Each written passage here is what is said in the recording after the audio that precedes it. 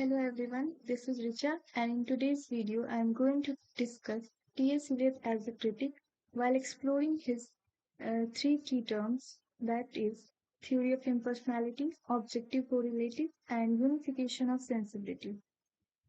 T.S. Eliot, Thomas Stearns Eliot, was a 20th century poet, essayist, playwright, and critic who had a significant impact on literary criticism. He is an incredible writer that every one of us know a lot about. The pioneer of modernism, T.S. Eliot. So he established the tradition of modernism and he also has encouraged many writers to write and also influenced through his writings.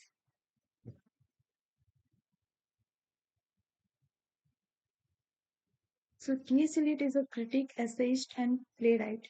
And here is his quotations from his work, The Cocktail Party, which has been published in 1949.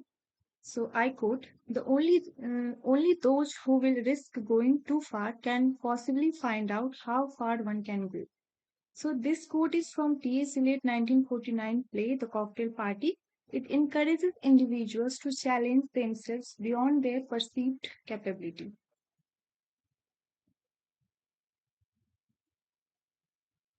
So there is also one information that he has also been criticized by Harold Bloom. So Harold Bloom is an American literary critic who criticized Eliot for prioritizing tradition. Eliot used to focus on tradition. His one of the essays based on tradition, that is tradition and individual talent. And here is the list of his critical essays: The Sacred Root, essay on poetry and criticism, which was published in 1920. The Metaphysical Poets, published in 1921. Hamlet and His Problems, 1919. Tradition and Individual Talents, 1919. The Function of Criticism, 1923. The Use of Poetry and the Use of Criticism, Religion and Literature, and Notes towards Definition of Culture. So all these works are very important from the perspective of UGC NET, as every time we see there are questions related to T.S. Eliot. These questions could be based on quotations, dates of the works, or even their chronology. Among T.S. Eliot critical essays, these essays hold great significance. The key terms discussed in those are quite important as well. Now, coming back to the key terms which I have already mentioned earlier, which are theory of impersonality, objective correlative, and unification of sensibility. So, theory of impersonality, it has been taken from tradition and individual talent. It is an essay by T.S. Eliot. So he states that the emotion of art is impersonal and the poet cannot reach this impersonality without surrendering himself wholly to the work to be done. So Eliot believed that poetry should not be about the poet's personal emotions or life experiences. Instead, a good poet should detach themselves from their work and focus on creating something universal.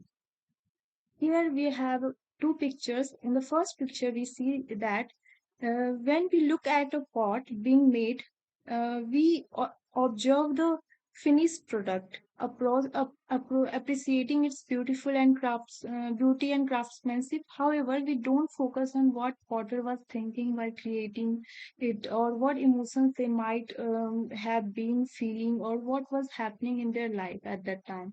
So instead, we admire the aesthetic beauty of the pot, or without delving into the emotions or circumstances of its maker. In the second picture, we see that there is a scene in Anand picture. Where we see it's a classic movie directed by Rishikesh Mukherjee. Is about an ill man Anand who is in deep pain, but he is so optimistic, which affects everyone around him.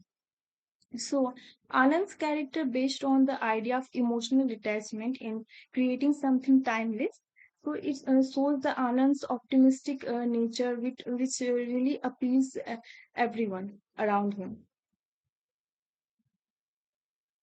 Now we'll be talking about impersonal theory of poetry. T.S. Eliot compares poetry to a chemical reaction and the poet to a catalyst. So there is a quote that the mind of the poet is the shred of platinum. Here we see the equation oxygen and sulfur dioxide, which produced sulfuric acid. So Eliot stresses the supreme role of the mind of the poet in the process of poetic creation, referring to the scientific analogy.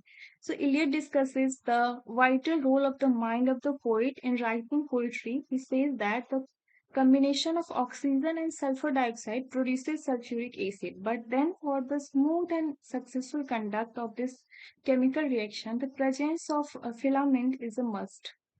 This is because the filament of platinum works as a catalyst in accelerating the rate of reaction. Similarly, in the process of poetic creation, the mind of the poet works as a catalyst, thereby affecting the whole process of poetic creation, remaining itself unaffected and unchanged. He has also criticized romantic writers for their subjective nature because they used to write in a subjective manner.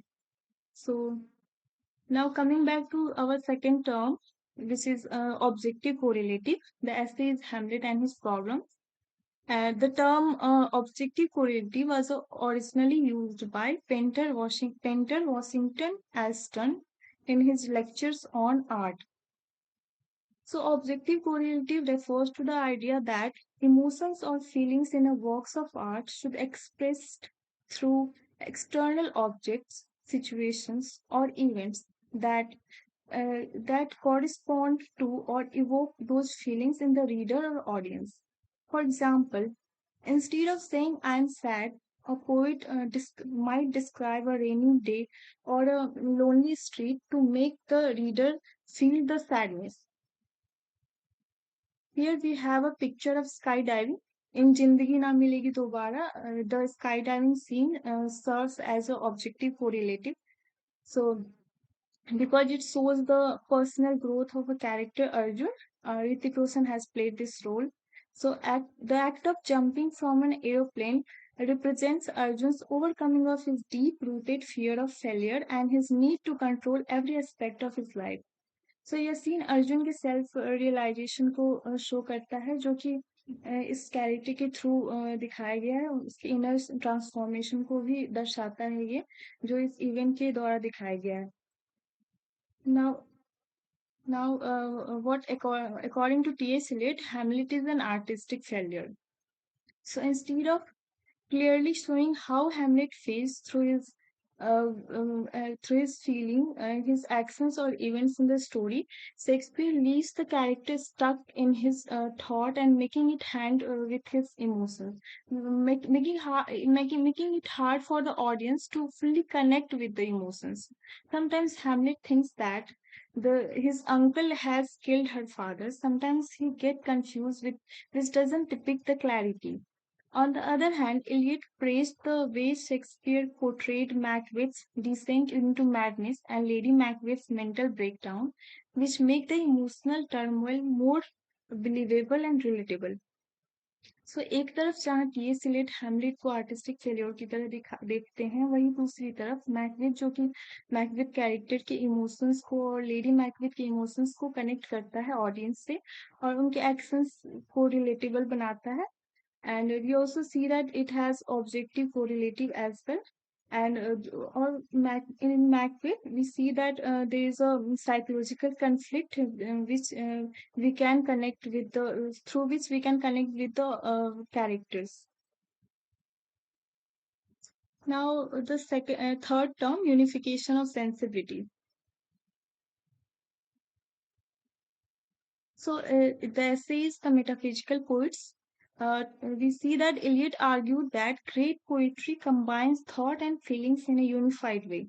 It should not be overly intellectual or poorly emotional, but a balanced mix of both. For example, metaphysical poets like John Donne did this well, blending deep ideas with intense emotions in their works. It has, in his poem Valediction Forbidding Morning, he has used this scientific metaphor of a compass to describe the bond between lovers. The metaphor expressed the profound emotional connections and steadfast love that transcends physical separation. Here is a line: if they be two, they are two so, as stick twain compasses are two. Thy soul, the fixed foot, makes no show to move, but doth if the other do. So Eliot believed that the unification was lost in later poetry, especially after the 17th century, where emotions and intellect became separated. For Eliot, the best poetry unites these two aspects, allowing complex ideas to evoke powerful emotions in a harmonious way. उनका यह कहना था कि metaphorical writers and poets के work unification of sensibility metaphysical writers and poets के work में unification of sensibility देखने को मिलती है, वही अब जाकर यह सेंसिबिलिटी मॉडर्न राइटर्स के वर्क्स में देखने को मिल रही है.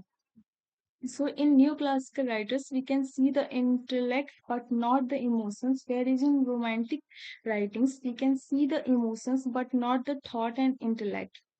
So we see that the perfect blend of thought and emotions in modern era. So here we have quotations which has been asked in on 7 January 2024 December.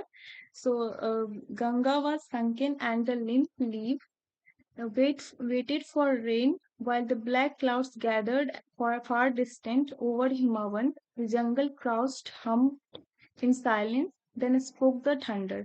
So it has been taken from the Wasteland, written by T.S. Eliot. So this and we see that there are some other options was there for it was Aurobindo, Gandhi, and one more was there. So the answer will be T.S. Eliot. So this is all about the T.S. Eliot as a critique, and where I explain the key terms: theory of impersonality, objective correlative, and unification of sensibility. So that's it for today. Thank you.